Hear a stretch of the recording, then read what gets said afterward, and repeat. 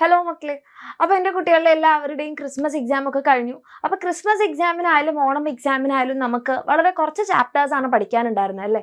പക്ഷേ ഇനി അങ്ങോട്ടുള്ളത് നമ്മൾക്ക് പബ്ലിക് എക്സാം ആണ്. അപ്പോൾ പബ്ലിക് എക്സാമിനെന്ന് പറയുമ്പോൾ നിങ്ങൾ ഈ ഒരു വർഷം പഠിച്ച കംപ്ലീറ്റ് ചാപ്റ്റേഴ്സ് നിങ്ങൾക്ക് നിങ്ങളുടെ പബ്ലിക് എക്സാമിന് ഉണ്ടാകും. അപ്പോൾ നിങ്ങൾ ഓരോ ചാപ്റ്റേഴ്സായിട്ട് പഠിച്ച് പോകുന്ന സമയത്ത് നമുക്ക് ലാസ്റ്റ് നമ്മുടെ എക്സാമിന് ഇപ്പോൾ ഒരു മോഡൽ എക്സാം ആയിക്കോട്ടെ, പബ്ലിക് എക്സാം ആയിക്കോട്ടെ, നമ്മുടെ എക്സാം ടൈമിൽ നിങ്ങൾ ഇത്രയും കാലമായിട്ട് എഴുതി ഉണ്ടാക്കിയിട്ടുള്ള ആ നോട്ടും അല്ലെങ്കിൽ നിങ്ങളുടെ കയ്യിലുള്ള നോട്ട്സ് PDF നോട്ട്സ് ഒക്കെ വെച്ചിട്ട് അല്ലെങ്കിൽ നമ്മുടെ കയ്യിലുള്ള ടെക്സ്റ്റ് ബുക്ക് വെച്ചിട്ട് നമുക്ക് ആ ഒരു എക്സാം ടൈമിൽ ഈ എല്ലാ ചാപ്റ്റേഴ്സും ഈ എല്ലാ സബ്ജക്ട്സും റിവൈസ് ചെയ്യുന്നത് അത്ര പോസിബിൾ ആയിട്ടുള്ളൊരു കാര്യമാണോ? നമുക്ക് ചിന്തിക്കുമ്പോൾ തന്നെ മനസ്സിലാവും അല്ലേ, നമ്മളൊരു ചാപ്റ്ററിലെ എല്ലാ പോയിന്റ്സും ഒരു നോട്ട് നോക്കി തിരഞ്ഞെടുക്കുക അല്ലെങ്കിൽ ടെക്സ്റ്റ് ബുക്ക് നോക്കി തിരഞ്ഞെടുക്കുക എന്ന് പറയുന്നത് ഭയങ്കര ബുദ്ധിമുട്ടുള്ളൊരു കാര്യമാണ്. അവിടെയാണ് നമ്മൾക്ക് ഷോർട്ട് നോട്ട്സിൻ്റെ ഇമ്പോർട്ടൻസ് വരുന്നത്.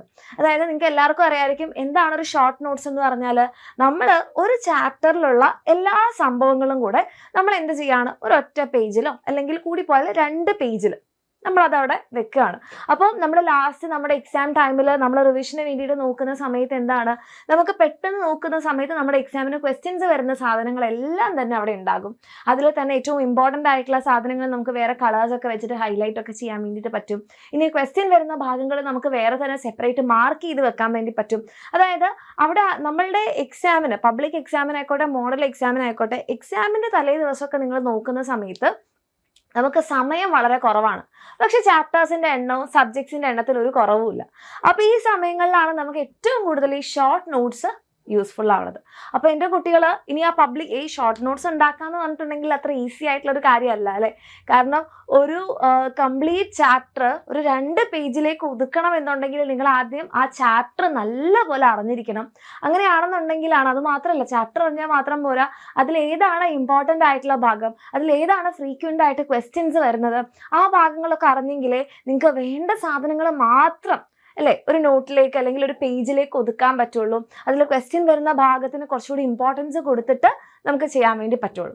അപ്പോൾ നമ്മൾ ആദ്യം ചാപ്റ്റർ അറിയണം, അതേപോലെ തന്നെ അതിൽ നിന്ന് വരുന്ന പ്രീവിയസ് ഇയർ ക്വസ്റ്റ്യൻസ് ഏതൊക്കെ ഭാഗത്തു നിന്നൊക്കെയാണ് അറിഞ്ഞെങ്കിൽ നിങ്ങൾക്ക് എന്ത് ചെയ്യാൻ വേണ്ടി പറ്റും, ഒരു ഷോർട്ട് നോട്ട്സ് ഉണ്ടാക്കാൻ പറ്റും. പക്ഷെ അത് എക്സാമിന് ഒരാഴ്ച മുമ്പ് നിങ്ങൾ ഉണ്ടാക്കാൻ തുടങ്ങിക്കഴിഞ്ഞാൽ ഈ കംപ്ലീറ്റ് സബ്ജക്ട്സിൻ്റെ കംപ്ലീറ്റ് ചാപ്റ്റേഴ്സ് ഉണ്ടാക്കി തീരുമോ? ഒരിക്കലുമില്ല.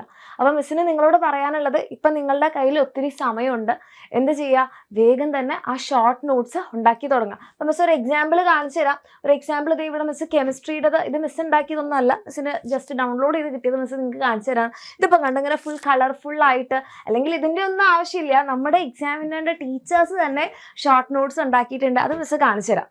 അപ്പം നിങ്ങൾ മിസ്സിന് പറയാനുള്ളത്, നിങ്ങൾ ഇതുവരെ അങ്ങനത്തെ ഒന്നും ഉണ്ടാക്കിയിട്ടില്ല, നിങ്ങൾക്കത് യൂസ്ഫുൾ ആവുന്നുണ്ടെങ്കിൽ നിങ്ങൾ എന്ത് ചെയ്യണം, നേരത്തെ തന്നെ അത് ഉണ്ടാക്കി തുടങ്ങുക. ഇപ്പോഴാണെങ്കിൽ എൻ്റെ മക്കൾക്ക് സമയമുണ്ട്. ഓക്കെ, ഇനിയിപ്പോൾ അതല്ല, നിങ്ങൾ നമ്മുടെ ബാച്ചിലുള്ള കുട്ടികൾക്കാണെങ്കിൽ നിങ്ങൾ ഉണ്ടാക്കേണ്ട കാര്യമില്ല.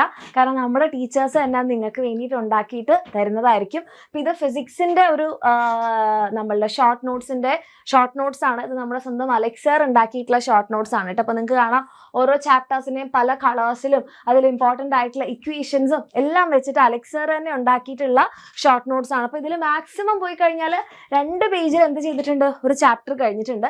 ഇനി മിസ് ഒരു ഷോർട്ട് നോട്ട്സ് കാണിച്ചു തരാം. ഇത് +1 ആണ്. ഇതേപോലെ തന്നെ SSLC +1 +2 ഒക്കെ ഉണ്ടാവും കേട്ടോ. ഇത് നമ്മുടെ sell the unit of life എന്ന് പറയുന്ന ചാപ്റ്ററിന്റെ കുറേയൊക്കെ ഇമ്പോർട്ടൻ്റ് ആയിട്ടുള്ള ഭാഗങ്ങൾ, എക്സാമിന് ചോദ്യം വരുന്ന ഭാഗങ്ങളൊക്കെ വെച്ചിട്ട് മിസ് ഉണ്ടാക്കിയിട്ടുള്ള ഒരു ഷോർട്ട് നോട്ട്സ് ആണിത്. അപ്പോൾ ഇതിൽ നിങ്ങൾക്ക് നോക്കിക്കഴിഞ്ഞാൽ ഇതിനകത്ത് എല്ലാം ഓക്കെ ഒരു 5 or 6 പേജസിനുള്ളിൽ, ഇതിപ്പോൾ +1 ആയതുകൊണ്ടാണ് കുറച്ച് കൂടുതലുള്ളത്, ഒരു 5 or 6 പേജസിനുള്ളിൽ തന്നെ നിങ്ങളുടെ കംപ്ലീറ്റ് എന്ത് കഴിഞ്ഞിട്ടുണ്ട്, ഒരു ചാപ്റ്റർ കഴിഞ്ഞിട്ടുണ്ട്. അപ്പോൾ നമുക്ക് പെട്ടെന്ന് നോക്കുന്ന സമയത്ത് ആ NCERT ടെക്സ്റ്റ് ബുക്ക് കംപ്ലീറ്റ് ഇരുന്ന് വായിക്കേണ്ട ഒരു ആവശ്യമുണ്ടോ? ഒട്ടുമില്ല. നമുക്ക് ആ ഷോർട്ട് നോട്ട്സ് വെച്ചിട്ട്, ഇപ്പം എൻഡോപ്ലാസ്മിക് റെട്ടിക്കുലം ഈ ഒരു ടോപ്പിക് എടുക്കുകയാണെങ്കിൽ ഇതാണ് ഇവിടെ എക്സാമിന് വരുന്നത്, അതിവിടെ ഉണ്ട്. ഓക്കെ, ഇനിയിപ്പോൾ ഗോൾഗി കോംപ്ലക്സ് നോക്കുകയാണെങ്കിൽ ഇതാണ് എക്സാമിന് വരുന്നത്, അതവിടെ ഉണ്ട്. അപ്പോൾ നിങ്ങൾക്ക് ഒന്നെങ്കിൽ നമ്മുടെ ബാച്ചിലുള്ള മക്കളാണെങ്കിൽ നിങ്ങൾക്ക് നമ്മുടെ ബാച്ചിലൂടെ കിട്ടും. ഓക്കെ, നമ്മുടെ ഷോർട്ട് നോട്ട്സിൻ്റെ ഈ ഷോർട്ട് നോട്ട്സ് വെറുതെ അങ്ങ് തന്നിട്ട് നിങ്ങൾ ഇനി പഠിച്ചോ എന്ന് പറയുകയല്ല ചെയ്യുക. ഈ ഷോർട്ട് നോട്ട്സ് വെച്ച് നമ്മൾ ലൈവ് പോകും, ഷോർട്ട് നോട്ട്സിൻ്റെ ലൈവ് സെഷൻസ് ഉണ്ടാകും. ആ ലൈവ് സെഷൻസിലൂടെ നിങ്ങൾക്ക് എന്ത് ചെയ്യാൻ വേണ്ടി പറ്റും, ഏതൊക്കെ ഭാഗങ്ങൾ അല്ലെങ്കിൽ ഈ ഷോർട്ട് നോട്ട്സ് വെച്ച് എങ്ങനെ പഠിക്കണം എന്നുള്ള കാര്യം കൂടെ മനസ്സിലാകും, ഈ നോട്ടും കിട്ടും.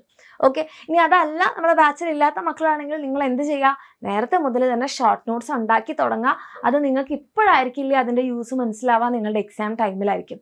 ഓക്കെ. അപ്പോൾ താല്പര്യമുള്ള മക്കൾക്ക് ഇതൊന്നും ഉണ്ടാക്കാൻ അറിയില്ല, അല്ലെങ്കിൽ ബുദ്ധിമുട്ടാണ്, ഇതൊക്കെ വെച്ച് പഠിക്കണം എന്ന് ആഗ്രഹം ഉണ്ടെങ്കിൽ നിങ്ങൾക്ക് എന്ത് ചെയ്യാം, ഒന്നുകിൽ നിങ്ങൾക്ക് നമ്മുടെ ബാച്ചിൽ ജോയിൻ ചെയ്യാം, അല്ലെങ്കിൽ എൻ്റെ മക്കൾ എന്ത് ചെയ്യുക, ആ ചാപ്റ്റർ ഒന്ന് പഠിച്ചിട്ട് ആ ഷോർട്ട് നോട്ട്സ് ഉണ്ടാക്കി തുടങ്ങുക ഇപ്പോഴേ.